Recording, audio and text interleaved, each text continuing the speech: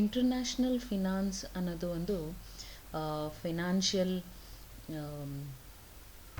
System of global. It's a financial system which is international ಬೇಸಿಸಲ್ಲಿ ಮಾಡಿದ್ವಿ. International finance ಅಂದರೆ usual ಆಗಿ ನಾವು ಒಂದು ದೇಶ ಮತ್ತು ಇನ್ನೊಂದು ದೇಶನ ನಾವು ಏನು ಬಿಸ್ನೆಸ್ ಮಾಡ್ತಾರೆ ಅಲ್ಲಿ ಆಗ ಅಂತಹ ಟ್ರಾನ್ಸಾಕ್ಷನ್ಸ್ ಇರ್ಬೋದು, ಅಲ್ಲಿ ಆಗ ಅಂತಹ ಬೇರೆ ಬೇರೆ ಥರದ್ದು ಮಾನಿಟರಿ ಸಿಸ್ಟಮ್ ಇರ್ಬೋದು, ಅಥವಾ ನಾವೇನು ಎಕ್ಸ್ಚೇಂಜ್ ವ್ಯಾಲ್ಯೂಸ್ ಅಂತ ನಾವು ಏನು ಹೇಳ್ತೀವಿ, ಎಲ್ಲನೂ ನಾವು ಇಂಟರ್ನ್ಯಾಷನಲ್ ಫಿನಾನ್ಸಲ್ಲಿ ತೊಗೊಂಬರ್ತೀವಿ. International finance it's a branch of ಎಕನಾಮಿಕ್ಸಲ್ಲಿ ಇದು ಬರುತ್ತೆ. ಅದು macro economics. Macro in the sense there are two types of economics. ಒಂದು micro economics, macro economics. Micro ಎಕನಾಮಿಕ್ಸಲ್ಲಿ ಇಂಡಿಯಾ ಒಳಗಡೆ ಆಗೋಂತಹ ಎಕನಾಮಿಕ್ ಆ್ಯಕ್ಟಿವಿಟೀಸ್ನ ನಾವು ಮೈಕ್ರೋ ಎಕನಾಮಿಕ್ಸಲ್ಲಿ ಹಾಕ್ತೀವಿ. ಇಂಡಿಯಾ ಅಥವಾ ಇಂಡಿಯಾಗಿಂತ ಹೊರಗಡೆ ಅಬ್ರಾಡಲ್ಲಿ ಆಗೋಂತಹ ಮತ್ತು ಇಂಡಿಯಾ ಮತ್ತು ಅಬ್ರಾಡ್ ಸೇರಿ ಇಂಟರ್ನ್ಯಾಷನಲ್ ವೇನಲ್ಲಿ ಆಗೋ ಅಂಥದ್ದು ನಾವು ಎಕನಾಮಿಕ್ ಯಾವುದು ಮ್ಯಾಕ್ರೋ ಎಕನಾಮಿಕ್ ಅಂತ ಹೇಳ್ತೀವಿ. ಇಟ್ಸ್ ಅ ಬಿಗ್ ಮ್ಯಾಸಿವ್, ಅದನ್ನು ಮ್ಯಾಕ್ರೋ ಎಕನಾಮಿಕ್ ಅಂತ ಹೇಳ್ತೀವಿ. ಸೊ ಈ ಮ್ಯಾಕ್ರೋ ಎಕನಾಮಿಕ್ಸಲ್ಲಿ ಬರೋ ಅಂಥದ್ದು ಇದು international finance. This international finance ನಿಮಗೆ ಫಿನಾನ್ಷಿಯಲ್ ಕಾನ್ಸೆಪ್ಟಲ್ಲಿ ಎಲೆಕ್ಟಿವ್ ಫಿನಾನ್ಸಲ್ಲಿ ನಿಮಗೆ ಪೇಪರ್ ಇದೆ. ಸೊ ಹಾಗಾಗಿ ನಾವು ಇಂಟರ್ನ್ಯಾಷನಲ್ ಫಿನಾನ್ಸ್ನ ಓದ್ತೀವಿ. ಏನಪ್ಪ ಇದು ಇಂಟರ್ನ್ಯಾಷನಲ್ ಫಿನಾನ್ಸ್ ಅಂದರೆ, ಬೇಸಿಕ್ಕಾಗಿ ನೀವು ಒಂದು ಏನು ತಿಳ್ಕೊಬೇಕು ಅಂದರೆ, ಇಲ್ಲಿ ಇಂಟರ್ನ್ಯಾಷನಲ್ ಡೀಲಿಂಗ್ಸ್ ನಡೀತಾ ಇದೆ ಇಂಡಿಯಾ ಮತ್ತು ಹೊರಗಡೆ ಕಂಟ್ರೀಸ್ ಜೊತೆ, ಆಯಿತಾ. There is a cross national ಅಥವಾ cross border activity, that to economic activity or finance activity ನಡೀತಾ ಇದೆ, ಮಾನಿಟರಿ ಆ್ಯಕ್ಟಿವಿಟಿ ನಡೀತಾ ಇದೆ. ಯಾವುದೇ ಒಂದು ಕ್ರಾಸ್ ಬಾರ್ಡರ್ ಅಥವಾ cross country, cross national activity, economic activity or finance activity ನಡೀತಿರ್ಬೇಕಾದ್ರೆ there are so many aspects come here. ಇವಾಗ normal ಆಗಿ ಒಂದು ಬಿಸ್ನೆಸ್ ಸ್ಟಾರ್ಟ್ ಮಾಡ್ತಾ ಇದ್ದೀವಿ, ಬರೀ ನಮ್ಮ ಲೋಕಲಲ್ಲಿ ನಡೀತಾ ಇದೆ ಅಂದರೆ ನಮ್ಮ ಬಿಸ್ನೆಸ್ಗೆ ಕ್ಯಾಪಿಟಲ್ ಬೇಕು. ಆ ಕ್ಯಾಪಿಟಲ್ ನಮಗೆ ಸಾಕಾಗಿಲ್ಲ ಅಂದರೆ ನಾವು ಇನ್ಸ್ಟಿಟ್ಯೂಟ್, ಯಾವ್ದಾದ್ರು ಫಿನಾನ್ಷಿಯಲ್ ಇನ್ಸ್ಟಿಟ್ಯೂಟಿಂದ ಅಮೌಂಟ್ ತೊಗೋತೀವಿ. ಆ ಫಿನಾನ್ಷಿಯಲ್ ಇನ್ಸ್ಟಿಟ್ಯೂಟಿಂದ ಅಮೌಂಟ್ ತೊಗೊಂಡು ಆ್ಯಸ್ ಅ ಲೋನ್ ನಾವು ನಮ್ಮ ಬಿಸ್ನೆಸ್ನ ನಾವು ಮಾಡ್ತೀವಿ. ಆ ಬಿಸ್ನೆಸ್ ಮಾಡಬೇಕಾದ್ರೆ ನಾವೇನಾದರೂ ಮ್ಯಾನುಫ್ಯಾಕ್ಚರಿಂಗ್ ಯೂನಿಟ್ ಏನಾದರೂ ಇದ್ದರೆ ನಾವು ಮ್ಯಾನುಫ್ಯಾಕ್ಚರ್ ಮಾಡ್ತೀವಿ, ಬೇರೆಯವ್ರಿಗೆ ಸೇಲ್ ಮಾಡ್ತೀವಿ. ಸೇಲ್ ಮಾಡಿದಾಗ ಅಲ್ಲಿಂದ ಬಂದಿರೋ ದುಡ್ಡನ್ನ ನಾವು ತೊಗೊಂಡು ಮತ್ತೆ ಮ್ಯಾನುಫ್ಯಾಕ್ಚರ್ ಮಾಡ್ತೀವಿ. ಸೊ ಯೂಶ್ವಲಿ ಏನು ಒಂದು ಸೆಲ್ಲಿಂಗು ಬೈಯಿಂಗ್ ಇರುತ್ತೆ, ಅಥವಾ ಕ್ರೆಡಿಟಲ್ಲಿ ಕೊಡ್ತೀವಿ ನಾವು ಥಿಂಗ್ಸ್ನ. ಆಮೇಲೆ ಒಂದು 2-3 ತಿಂಗಳಾದಮೇಲೆ ನಮಗೆ ಬರುತ್ತೆ, that is letter of credit or bills receivables, bills payable, whatever it is, that is called a credit sales. ಆ ಕ್ರೆಡಿಟ್ ಸೇಲ್ಸ್ನ ನಾವೇನು ಮಾಡ್ತೀವಿ ಲೋಕಲ್ ಆಗಿ ಅಥವಾ ಇಂಡಿಯನ್ ನ್ಯಾಷನಲಲ್ಲೇ within that Indian national. So these are all normal trades which are happening. The same trade which happens outside India global ಆಗಿ. India company export ಮಾಡ್ತಿದೆ ಅಥವಾ ಇಂಡಿಯನ್ ಕಂಪನಿ ಇಂಪೋರ್ಟ್ ಮಾಡ್ಕೋತಾ ಇದೆ. ಈ ಎರಡು ಸಿಚುವೇಷನಲ್ಲಿ ಯಾವುದು, ಒಂದು ಇಂಡಿಯನ್ ಕಂಪನಿ ಎಕ್ಸ್ಪೋರ್ಟ್ ಮಾಡ್ತಿದೆ ಬೇರೆ ಕಂಪನಿಗೆ ಔಟ್ಸೈಡ್ ಇಂಡಿಯಾ, ಯಾವುದೇ ಇರ್ಬೋದು. ದೆರ್ ಆರ್ 190+ ಕಂಟ್ರೀಸ್, ಆಯಿತಾ. ಯಾವುದೇ ಒಂದು ಕಂಟ್ರಿಗೆ ಇಂಡಿಯಾದಿಂದ ಎಕ್ಸ್ಪೋರ್ಟ್ ಆಗ್ತಾ ಇದೆ ಅಥವಾ ಇಂಡಿಯಾಗೆ ಅಲ್ಲಿಂದ ಇಂಪೋರ್ಟ್ ಮಾಡ್ಕೋತಾ ಇದ್ದಾರೆ ಅಂದಾಗ ಇಲ್ಲಿ ಇಂಟರ್ನ್ಯಾಷನಲ್ ಫಿನಾನ್ಸ್ ಅನ್ನೋ ಕಾನ್ಸೆಪ್ಟು ಬರುತ್ತೆ. ಯಾವ ಥರ, there are so many things apart from this. ಬರೀ ಟ್ರೇಡಿಂಗ್ ಇರ್ಬೋದು, ಟ್ರೇಡಿಂಗ್ ಇಲ್ಲದೆ ಈವನ್ ವಿ ಹ್ಯಾವ್ ಅದು ಎಕ್ಸ್ಚೇಂಜ್ ಅಂತ ಕೇಳಿದ್ದೀರಾ, ಫಾರಿನ್ ಎಕ್ಸ್ಚೇಂಜ್ ಅಂತ ಕೇಳಿದ್ದೀರಾ ನೀವು. What is that foreign exchange? ಇಲ್ಲಿ ಕರೆನ್ಸಿ, ಇಂಡಿಯನ್ ಕರೆನ್ಸಿನ ನಾವು ಹೋಮ್ ಕರೆನ್ಸಿ ಅಂತೀವಿ. ಫಾರಿನ್ ಕರೆನ್ಸಿ ಅಂತ ಬೇರೆಯವ್ರಿಗೆ, ಬೇರೆ ನ್ಯಾಷನಲ್ ಕರೆನ್ಸಿಗೆ ನಾವು ಹೇಳ್ತೀವಿ. ಇಂಡಿಯನ್ ಕರೆನ್ಸಿ ಏನು, rupees. Outside India what we have, ಅಮೇರಿಕಾದಲ್ಲಿ ಡಾಲರ್ ಇದೆ, ಅಮೇರಿಕನ್ ಡಾಲರ್. ಆಸ್ಟ್ರೇಲಿಯಾದಲ್ಲಿ ಆಸ್ಟ್ರೇಲಿಯನ್ ಡಾಲರ್, ಓಕೆ. ಜಪಾನಲ್ಲಿ ಯೆನ್.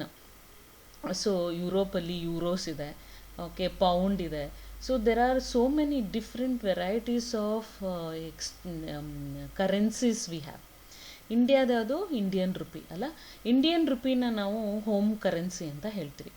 ಸೊ ಅದೇ ಬೇರೆ ಯಾವುದೇ ನ್ಯಾಷನಲ್ ಕರೆನ್ಸಿನ ನಾವು ಫಾರಿನ್ ಕರೆನ್ಸಿ ಅಂತ ಹೇಳ್ತೀವಿ. ಅಪಾರ್ಟ್ ಫ್ರಮ್ ಇಂಡಿಯಾ ಯಾವುದೇ ಕರೆನ್ಸಿ ಇದ್ರೂ, if it is rupee also, that is the Sri Lankan rupee ಅಂತ ಹೇಳ್ತೀವಿ ಶ್ರೀಲಂಕಾದಾದರೆ. So that is a different currency altogether. If it calls rupee also, that's a Sri Lankan rupee ಅಂತ ಹೇಳ್ಬಿಡ್ತೀವಿ. ಅಥವಾ ಡಾಲರ್ ಇದೆ, American dollar is different, Australian dollar is different. So ಎರಡು ಕಂಟ್ರಿದು currency ಒಂದೇ ಆಗೋಕ್ಕಾಗಲ್ಲ. ಇಲ್ಲಿ ಏನಾಗ್ತಾ ಇದೆ, Indian currency has some value in international market, wear as American dollar has some values. ನಾವು ಒಂದು ಅದು ಬೆಂಚ್ ಮಾರ್ಕ್ ಅಂತ ಮಾಡ್ಕೊಂಡಿದ್ದೀವಿ ಇನ್ ಕರೆನ್ಸೀಸಲ್ಲಿ. ಸೊ ಈ ಕರೆನ್ಸೀಸ್ನ ನಾವು ಅಮೇರಿಕನ್ ಡಾಲರ್ನ ನಾವು ಬೆಂಚ್ ಮಾರ್ಕ್ ಮಾಡ್ಕೊಂಡಿದ್ದೀವಿ. ವೆರ್ ವಿ ಗೋ, ನಾವು ಅಮೇರಿಕನ್ ಡಾಲರ್ಗೆ ಮತ್ತು ಬೇರೆ ಕರೆನ್ಸೀಸ್ಗೆ ಹೋಲಿಸ್ತಾರೆ ಫಾರಿನ್ ಎಕ್ಸ್ಚೇಂಜಿಗೆ. So value of that currency ಹೇಗಿದೆ, ಇವಾಗ ಅಮೇರಿಕನ್ ಡಾಲರ್ ಒಂದಿದ್ರೆ ಎಷ್ಟು ರುಪೀಸ್ನ ನಾವು ಪರ್ಚೇಸ್ ಮಾಡ್ಬೋದು. ಸೊ $1 ಅಮೇರಿಕನ್ ಡಾಲರ್ ಇದ್ದರೆ ನಾವು ಅರೌಂಡ್ 71-72 ರುಪೀಸ್, ಈಗಿನ ವ್ಯಾಲ್ಯೂ ನೋಡೋಕೆ ಹೋದರೆ 72 ರುಪೀಸ್ನ ನಾವು ಪರ್ಚೇಸ್ ಮಾಡ್ಬೋದು. ಅದೇ ಇಂಡಿಯನ್ ಡಾಲರ್ಗೆ ಹೋಮ್ ಕರೆನ್ಸಿಯಿಂದ ನೋಡೋಕೆ ಹೋದರೆ ನಾವು 71 ರುಪೀಸ್ ಕೊಟ್ಟರೆ ನಮಗೆ $1 ಅಮೇರಿಕನ್ ಡಾಲರ್ ಸಿಗುತ್ತೆ, ಆ ಥರ. So we have different value for different currencies. So ಅದ್ರ ಬಗ್ಗೆ ತಿಳ್ಕೊತೀವಿ ನಾವು, ಎಕ್ಸ್ಚೇಂಜ್ ರೇಟ್ಸ್ ಬಗ್ಗೆ ಇದನ್ನು ನೋಡ್ತೀವಿ. Then we have cross border investments ನೋಡ್ತೀವಿ. ಆಮೇಲೆ will see the derivatives, how it works. Will see the share market, foreign share market, international share market, ಅದನ್ನು ನೋಡ್ತೀವಿ ಆಯಿತಾ. ಫಾರಿನ್ ಡೈರೆಕ್ಟ್ ಇನ್ವೆಸ್ಟ್ಮೆಂಟ್ ನೋಡ್ತೀವಿ. ಹಾಗೆ ಫಾರಿನ್ ಇನ್ಸ್ಟಿಟ್ಯೂಷನಲ್ ಇನ್ವೆಸ್ಟ್ಮೆಂಟ್ ಅಂತ ನೋಡ್ತೀವಿ. What is this foreign direct ಮುಂದೆ ನೋಡೋಣ. ಫಾರಿನ್ ಡೈರೆಕ್ಟ್ ಇನ್ವೆಸ್ಟ್ಮೆಂಟ್ ಅಂದರೆ ಇಲ್ಲಿ ಕಂಪನಿ ಓಪನ್ ಮಾಡಿ ಇಲ್ಲಿ ಅವ್ರ ಬಿಸ್ನೆಸ್ನ ಹಾಕಲಿಕ್ಕೆ ದುಡ್ಡು ಹಾಕಿದಾಗ ಅಲ್ಲಿಂದ ಡೈರೆಕ್ಟ್ ಇನ್ವೆಸ್ಟ್ಮೆಂಟ್ ಬರುತ್ತೆ ಅಂತ. ಫಾರಿನ್ ಇನ್ಸ್ಟಿಟ್ಯೂಷನಲ್ ಇನ್ವೆಸ್ಟ್ಮೆಂಟ್ ಅಂದರೆ ಇವಾಗ ಸಮ್ ಶೇರ್ಸ್ ಅಲ್ಲಿಂದ ಇಲ್ಲಿ ಪರ್ಚೇಸ್ ಮಾಡಿರ್ತಾರೆ. Indian shares will be purchased. So that is through some institution they would have purchased ಅಲ್ಲ. ನಾವು ಹೇಗೆ ಇಲ್ಲಿ ಸ್ಟಾಕ್ ಎಕ್ಸ್ಚೇಂಜಿಂದ ನಾವು ಬೇರೆದು ಪರ್ಚೇಸ್ ಮಾಡ್ತೀವಿ, ಹಾಗೆ ಅಲ್ಲಿ ಯಾವುದಾದ್ರು ಸ್ಟಾಕ್ ಎಕ್ಸ್ಚೇಂಜಿಂದ ಇಲ್ಲಿ ಶೇರ್ಸ್ನ ಪರ್ಚೇಸ್ ಮಾಡಿರ್ತಾರೆ. So that is called foreign institutional investments. So then we have balance of payment. Balance of payment ಅಂದರೆ ಇವಾಗ ಎಕ್ಸ್ಪೋರ್ಟ್ ಇಂಪೋರ್ಟ್ ಅಂತ ಹೇಳಿದೆ. ನಾವು ಎಕ್ಸ್ಪೋರ್ಟ್ ಮಾಡಿದ್ದು ಮತ್ತು ಇಂಪೋರ್ಟ್ ಮಾಡಿದ್ದು ಬ್ಯಾಲೆನ್ಸ್ ಮಾಡ್ತಾರೆ. ಸೊ ಅದನ್ನು ಬ್ಯಾಲೆನ್ಸ್ ಆಫ್ ಪೇಮೆಂಟ್ ಅಂತ ನೋಡ್ತೀವಿ. This are all the things which comes under international finance. So ಇದನ್ನು ನಾವು ಒನ್ ಬೈ ಒನ್ ಡೀಟೇಲ್ ಆಗಿ ಎಲ್ಲಿ ಕಲ್ತ್ಕೋತೀವಿ, ಇಂಟರ್ನ್ಯಾಷನಲ್ ಫಿನಾನ್ಸ್ ಈ ಸಬ್ಜೆಕ್ಟಲ್ಲಿ ನಾವು ಕಲ್ತ್ಕೋತೀವಿ. Let us see what is the meaning of international finance. ಅಲ್ಲಿಂದ ಸ್ಟಾರ್ಟಿಂಗಿಂದ ನೋಡೋಣ. International finance is the economic and monetary system that crosses national border. ನಾ ಹೇಳ್ದೆ ಅಲ್ಲ, ಕ್ರಾಸ್ ಬಾರ್ಡರ್, ಕ್ರಾಸ್ ನ್ಯಾಷನಲ್, ಮತ್ತು ಅದು ಇಂಟರ್ನ್ಯಾಷನಲ್ ಫಿನಾನ್ಸನ್ನು ನಾವು ಆ ಥರ ಕರಿತೀವಿ. So international finance is economic and monetary system. ನಾನು ಹೇಳಿದೆ ಎಕನಾಮಿಕ್ ಮತ್ತು ಮಾನಿಟರಿ ಸಿಸ್ಟಮ್ ಯಾವುದು, ಇಂಡಿಯಾ ಮತ್ತು ಹೊರಗಿನ ಕಂಟ್ರೀಸ್ ಜೊತೆ, ಹೊರಗಿನ ದೇಶಗಳ ಜೊತೆ ನಾವು ಯಾವುದೇ ಒಂದು ಎಕನಾಮಿಕ್ ಆ್ಯಕ್ಟಿವಿಟಿ ಅಥವಾ ಮಾನಿಟರಿ ಆ್ಯಕ್ಟಿವಿಟಿ, ಫಿನಾನ್ಷಿಯಲ್ ಆ್ಯಕ್ಟಿವಿಟಿ ನಾವು ಮಾಡಿದಾಗ ಅದನ್ನು ನಾವು ಇಂಟರ್ನ್ಯಾಷನಲ್ ಫಿನಾನ್ಸ್ ಅಂತ ಹೇಳ್ತೀವಿ. It is concern with studying global capital market. ಈ ಪರ್ಟಿಕ್ಯುಲರ್ ಸಬ್ಜೆಕ್ಟ್ ಏನು, ಇಂಟರ್ನ್ಯಾಷನಲ್ ಫಿನಾನ್ಸ್ ಏನು, we are studying the global market. As we are studying the stock market, commodity market, share markets ಮತ್ತು financial markets ಏನು ಇಂಡಿಯಾದು ನೋಡ್ತಾ ಇದ್ದೀವಿ ಬೇರೆ ಬೇರೆ ಸಬ್ಜೆಕ್ಟ್ಸಲ್ಲಿ, in the same way in this particular subject ನಾವೇನು ನೋಡ್ತಾ ಇದ್ವಿ, we are seeing the capital market of ಗ್ಲೋಬಲಲ್ಲಿ ಹೇಗಿದೆ ಕ್ಯಾಪಿಟಲ್ ಮಾರ್ಕೆಟ್, ಇಂಟರ್ನ್ಯಾಷನಲ್ ವೇನಲ್ಲಿ ಯಾವ ಥರ ನಡೀತಾ ಇದೆ, ಯಾವ ಥರ ಇದು ಫಿನಾನ್ಷಿಯಲ್ ಆ್ಯಕ್ಟಿವಿಟೀಸ್ ನಡೀತಾ ಇದೆ ಅನ್ನೋದನ್ನು ನಾವಿಲ್ಲಿ ನೋಡ್ತೀವಿ. It involves movements in foreign exchange rates. ಇಲ್ಲಿ ಫಾರಿನ್ ಎಕ್ಸ್ಚೇಂಜ್ ರೇಟ್ ಹೇಗೆ ಮೂಮೆಂಟ್ ಆಗುತ್ತೆ. As we know this foreign exchange rate won't be of stagnant, ಒಂದೇ ರೇಟ್ ಇರಲ್ಲ, ಫ್ಲಕ್ಚುಯೇಟ್ ಆಗುತ್ತೆ. ನೀವು ನೋಡಿ ಎಸ್ಟರ್ಡೇ ಡಾಲರ್ ರೇಟ್ ಅಥವಾ day before yesterday dollar rate ಅಥವಾ 1 month dollar rate before dollar rate, ಅಥವಾ ನೀವು ಹೋಗ್ತಾ ಹೋಗ್ತಾ 2 ವರ್ಷ 3 ವರ್ಷ 4 ವರ್ಷ ಹಿಂದೆ ಹೀಗೆ ನೋಡ್ತಾ ಹೋದರೆ every day the foreign exchange will fluctuate according to the demand ಇರ್ಬೋದು, according to the value of the economy ಇರ್ಬೋದು. ಹೇಗೆ ಇಂಡಿಯನ್ ಎಕಾನಮಿ ಇಂಪ್ರೂವ್ ಆಗ್ತಿರುತ್ತೆ, ಇಂಡಿಯನ್ ಕರೆನ್ಸಿ ವ್ಯಾಲ್ಯೂ ಇಂಪ್ರೂವ್ ಆಗುತ್ತೆ. ಅದೇ ಇಂಡಿಯನ್ ಎಕಾನಮಿ ಅಥವಾ ಇನ್ಫ್ಲೇಷನ್ ಆ ಥರ ಇದಾಗ್ತಾ ಇದ್ದರೆ, ಜಾಸ್ತಿ ಆಗ್ತಿದ್ರೆ, ಎಕಾನಮಿ ಕಡಿಮೆ ಆಗ್ತಿದ್ರೆ ಆ value of the currency will decrease. So ಇಲ್ಲಿ ಈ ಫಾರಿನ್ ಎಕ್ಸ್ಚೇಂಜ್ ರೇಟ್ಸು ಹೇಗೆ ಫ್ಲಕ್ಚುಯೇಟ್ ಆಗುತ್ತೆ, ಅದು ಯಾವ ಥರ ವರ್ಕೌಟ್ ಆಗುತ್ತೆ, ಯಾವ ಥರ ಈ ಇನ್ವೆಸ್ಟ್ಮೆಂಟ್ಗೆ ಅಥವಾ ಎಕ್ಸ್ಪೋರ್ಟ್ಸರ್ಗೆ ಈ ಫಾರಿನ್ ಎಕ್ಸ್ಚೇಂಜ್ ಹೇಗೆ ಅವರು ಡೀಲ್ ಮಾಡ್ತಾರೆ ಅನ್ನೋದನ್ನು ನೋಡ್ತೀವಿ. And the global investment flows and cross border trade practices. Apart from the exchanges ಹೇಗೆ ಗ್ಲೋಬಲಲ್ಲಿ ಇನ್ವೆಸ್ಟ್ಮೆಂಟ್ ಆಗುತ್ತೆ, how Indian companies are been invested by foreign people. Indian ಕಂಪನಿಗೆ foreign people will be investing. There are an number of people, especially China. You won't believe ಎಷ್ಟು Chinese investors are investing in India, you won't believe. ಫ್ಲಿಪ್ಕಾರ್ಟಲ್ಲಿ ಇರ್ಬೋದು, Indian ಕಂಪನಿಲೇ ಇರ್ಬೋದು, there are investors which are there from across country. ಅದರಲ್ಲಿ ನಾವು ನೋಡ್ತಾ ಹೋದರೆ ಚಿಕ್ಕ ಚಿಕ್ಕ ಕಂಪನಿಯಿಂದ ದೊಡ್ಡ ದೊಡ್ಡ ಕಂಪನಿ ತನಕನೂ ಚೈನೀಸ್ ಹ್ಯಾವ್ ಮೊನೊಪೊಲಿಡ್.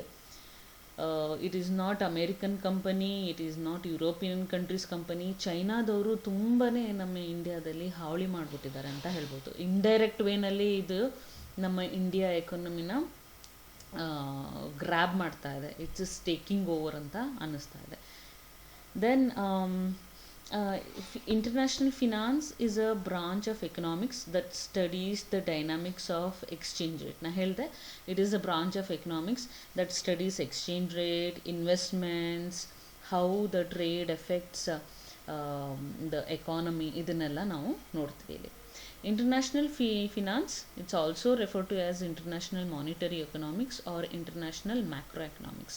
ನಾ ಹೇಳಿದೆ ಇಂಟರ್ನ್ಯಾಷನಲ್ ಫಿನಾನ್ಸು ಮ್ಯಾಕ್ರೋ ಎಕನಾಮಿಕ್ಸಲ್ಲಿ ಬರುತ್ತೆ ಅಂತ. As a branch of financial economics, broadly concern with monetary and macro economics, interrelations between 2 or more countries. This is the interrelation of 2 or more countries. International finance examines the dynamics of global financial market. ಇದನ್ನೆಲ್ಲ ಹೇಳಿದ್ದೀನಿ ನಾನು. Which takes care of global financial market. International monetary system ಬಗ್ಗೆ ಇದು ನಾವು ತಿಳ್ಕೊತೀವಿ. Balance of payments ಅಂದರೆ ಯಾವುದು, export import. ಎಕ್ಸ್ಪೋರ್ಟ್ನ ನಾವು plus ಅಂತ ತೊಗೊಂಡ್ರೆ, ಇಂಪೋರ್ಟ್ನ ಮೈನಸ್ ಅಂತ ತೊಗೊಂಡ್ರೆ ಪ್ಲಸ್ ಜಾಸ್ತಿ ಇರಬೇಕು, ಆವಾಗ ಸರ್ಪ್ಲಸ್ ಆಗುತ್ತೆ. ಮೈನಸ್ ಜಾಸ್ತಿ ಆದರೆ ಡಿಫಿಸಿಟ್ ಆಗುತ್ತೆ. ಸರ್ಪ್ಲಸ್ಸು ಮತ್ತು ಡಿಫಿಸಿಟ್ಟು ಬರ್ದೇ ಇರೋಂಗೆ ಬ್ಯಾಲೆನ್ಸ್ ಆಗಬೇಕು. ಅದನ್ನು ನಾವು ಬ್ಯಾಲೆನ್ಸ್ ಪೇಮೆಂಟ್ಸ್ ಅಂತ ಹೇಳ್ತೀವಿ. That will discuss. It's a nice concept. ಅದನ್ನು ಮುಂದೆ ನಾವು ನೋಡ್ತಾ ಹೋಗೋಣ. ಎಕ್ಸ್ಚೇಂಜ್ ರೇಟ್ ಬಗ್ಗೆ ಹೇಳಿದೆ. ಫಾರಿನ್ ಡೈರೆಕ್ಟ್ ಇನ್ವೆಸ್ಟ್ಮೆಂಟ್ ಬಗ್ಗೆ ಹೇಳ್ತೀನಿ. What is the foreign direct investment? It is foreign currency coming to India. Currency coming to India ಅಂತಂದರೆ ಅವ್ರದ್ದು ಕರೆನ್ಸಿ ತೊಗೊಂಡು ಕೊಡ್ತಾ ಇದ್ದಾರೆ ಅಂತ ಅರ್ಥ ಅಲ್ಲ. Say X company in foreign, ಯಾವುದೋ ಒಂದು ಕಂಪನಿ ಅಮೇರಿಕಾದಲ್ಲಿದೆ, ಅದೇನು ಮಾಡ್ತಾ ಇದೆ, ಓಕೆ ಇಂಡಿಯಾದಲ್ಲಿ ಈ ಕಂಪನಿದು ಒಳ್ಳೆ ಆಪರ್ಚುನಿಟಿ ಇದೆಪ್ಪ, ನಾನು ಇಂಡಿಯಾದಲ್ಲಿ ಈ ಕಂಪನಿ ಓಪನ್ ಮಾಡಿದ್ರೆ ನಾನು ದುಡ್ಡು ಮಾಡ್ಕೋಬೋದು ಅಂತ ಏನು ಮಾಡ್ತಾನೆ ಅವನು, ಇಂಡಿಯಾಗೆ ಬಂದು ಪರ್ಮಿಷನ್ ತೊಗೊಂಡು ಇಂಡಿಯಾದಲ್ಲಿ ಅದೊಂದು ಬ್ರಾಂಚ್ ಓಪನ್ ಮಾಡ್ತಾನೆ. ಸೊ ಅವ್ನು ಬ್ರಾಂಚ್ ಓಪನ್ ಮಾಡೋದಕ್ಕೆ ಏನು ಮಾಡಬೇಕು, ಅವನು ಆ ಪರ್ಟಿಕ್ಯುಲರ್ ಒಂದು ಸ್ಪೇಸ್ ಪರ್ಚೇಸ್ ಮಾಡಬೇಕು ಅಥವಾ ರೆಂಟಿಗೆ ತೊಗೋಬೇಕು. ಆಮೇಲೆ ಒಂದಷ್ಟು ಕ್ಯಾಪಿಟಲ್ ಇನ್ವೆಸ್ಟ್ ಮಾಡಬೇಕಲ್ಲಿ. ಯಾವ ಕ್ಯಾಪಿಟಲ್ ಇನ್ವೆಸ್ಟ್ಮೆಂಟ್ ಮಾಡ್ತಾನೆ, ಅವನ ಕಂಟ್ರಿಯಿಂದ ತೊಗೊಂಬರೋ ದುಡ್ಡು. It is not Indian company, Indian money. That he is taking that country's money directly to invest in India. That is called foreign direct investment. So foreign direct ಇನ್ವೆಸ್ಟ್ಮೆಂಟಲ್ಲಿ ಯಾವುದೇ ಒಂದು ಬೇರೆ ಕಂಪನಿ ಇಂಡಿಯಾದಲ್ಲಿ ಇನ್ವೆಸ್ಟ್ಮೆಂಟ್ ಮಾಡಿ ಇಂಡಿಯಾದಲ್ಲಿ ಒಂದು ಕಂಪನಿ ಓಪನ್ ಮಾಡ್ತಾ ಇದೆ, ಆಯಿತಾ. ಇಲ್ಲಿ ಕಂಪನಿ ಓಪನ್ ಮಾಡ್ತಾ ಇದೆ. ಕಂಪನಿ ಓಪನ್ ಮಾಡಿದಾಗ ಅಲ್ಲಿದು ಕ್ಯಾಪಿಟಲ್ ಇಲ್ಲಿಗೆ ಬರ್ತಾ ಇದೆ. ಅದನ್ನು ನಾವು ಫಾರಿನ್ ಡೈರೆಕ್ಟ್ ಇನ್ವೆಸ್ಟ್ಮೆಂಟ್ ಅಂತ ಹೇಳ್ತೀವಿ. ಇನ್ the same way we have a foreign institutional investment. ನಾನು ಹೇಳಿದೆ ಫಾರಿನ್ ಇನ್ಸ್ಟಿಟ್ಯೂಷನಲ್ ಇನ್ವೆಸ್ಟ್ಮೆಂಟ್, ಇದು FDI ಅಂತ ಹೇಳ್ತೀವಿ, ಫಾರಿನ್ ಡೈರೆಕ್ಟ್ ಇನ್ವೆಸ್ಟ್ಮೆಂಟ್ಗೆ. FII ಅಂತ ಹೇಳ್ತೀವಿ. What is that FII? Foreign institutional investment. ಆಗಲೇ ಹೇಳಿದೆ, ಫಾರಿನ್ ಇನ್ಸ್ಟಿಟ್ಯೂಷನಲ್ ಇನ್ವೆಸ್ಟ್ಮೆಂಟ್ ಏನು ಅಂದರೆ ಇನ್ಸ್ಟಿಟ್ಯೂಷನಲ್ಲಿ ಹಾಗೆ ಇನ್ವೆಸ್ಟ್ಮೆಂಟ್ ಮಾಡುತ್ತೆ, ಯಾವುದಾದ್ರೂ ಒಂದು ಕಂಪನಿಗೆ ಇನ್ವೆಸ್ಟ್ಮೆಂಟ್ ಮಾಡುತ್ತೆ from the foreign. Say X company ಇದೆ, ಎಕ್ಸ್ ಕಂಪನಿ ಏನು ಫಿನಾನ್ಷಿಯಲ್ ಇನ್ಸ್ಟಿಟ್ಯೂಟು, ಅದೇನು ಮಾಡುತ್ತೆ ನಮ್ಮ ಇಂಡಿಯನ್ ಇನ್ಸ್ಟಿಟ್ಯೂಟ್, ಸೇ ಇವಾಗ ಯಾವುದು ರಿಲಯನ್ಸ್ ಕಂಪನಿಗೆ ಇನ್ವೆಸ್ಟ್ಮೆಂಟ್ ಮಾಡುತ್ತೆ, ಅಲ್ಲಿದು ಶೇರ್ಸ್ ಪರ್ಚೇಸ್ ಮಾಡುತ್ತೆ. So X company is purchasing the shares of Reliance. ಹಾಗೆ ಯಾವುದೋ A company from outside India is purchasing the shares of Wipro or Infosys or any Indian company for that matter. So ಇಲ್ಲಿ ಅವರು ಇನ್ವೆಸ್ಟ್ಮೆಂಟ್ ಮಾಡ್ತಾ ಇದ್ದಾರೆ, institutional investment. Okay, direct ಇನ್ವೆಸ್ಟ್ಮೆಂಟಲ್ಲಿ ಅವರು company ಅವ್ರದ್ದೇ ಆದ ಕಂಪನಿ ಬ್ರಾಂಚ್ನ ಓಪನ್ ಮಾಡಿದ್ರು. Here they are just investing on the shares ಇರ್ಬೋದು, or investing on the debentures ಇರ್ಬೋದು. So this is we call a foreign institutional investment. Okay, let us see the issues involved in international finance. ಏನೇನು concept ಇರುತ್ತೆ ಅಂತ. As we know, global financial system, international monetary system, balance of payment, ಅದರಲ್ಲಿ current account ಮತ್ತು capital account ಅಂತ ನೋಡ್ತೀವಿ. Will discuss this later. Exchange rate ಬಗ್ಗೆ ಹೇಳಿದೆ, FDI ಮತ್ತು FII ಬಗ್ಗೆ ಹೇಳಿದೆ. ಸೊ ಇಷ್ಟು ಕಾನ್ಸೆಪ್ಟು ನಮ್ಮ ಈ ಇಂಟರ್ನ್ಯಾಷನಲ್ ಫಿನಾನ್ಸಲ್ಲಿ ಇರುತ್ತೆ. ಇದನ್ನು ನಾವು ಒನ್ ಬೈ ಒನ್ ಡೀಟೇಲ್ ಆಗಿ ತಿಳ್ಕೊತೀವಿ.